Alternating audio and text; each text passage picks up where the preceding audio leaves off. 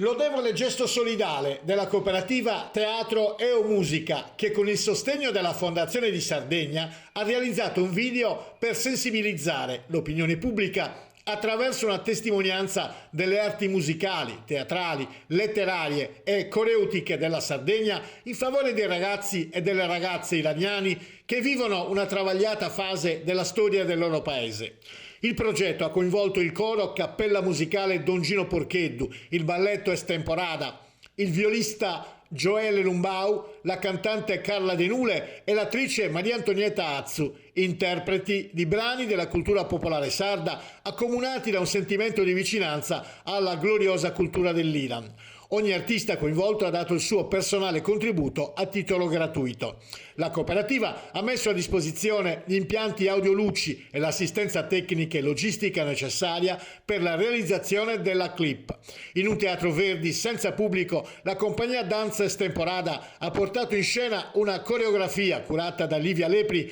che ha raccontato la condizione di libertà negata delle donne iraniane schiave di un regime che non permette loro nessuna possibilità di libera espressione. Lo stesso messaggio di appello alla libera cultura per le giovani donne e i giovani uomini iraniani è stato lanciato dall'attrice Maria Antonietta Azzu ed è stato trasformato poi in canto attraverso l'interpretazione di Carla De Nule e del coro Don Gino Porcheddu e in melodia dal violista Joele Lumbau. Il videoclip da 11 minuti girato e montato da Alessandro Spanu sarà diffuso su tutte le piattaforme social utilizzabili nel network mondiale, rendendo il messaggio di solidarietà universale. Per la pubblicazione è stata scelta simbolicamente la data del 25 aprile, giorno significativo in cui ricorre l'anniversario della liberazione dell'Italia dall'occupazione nazifascista.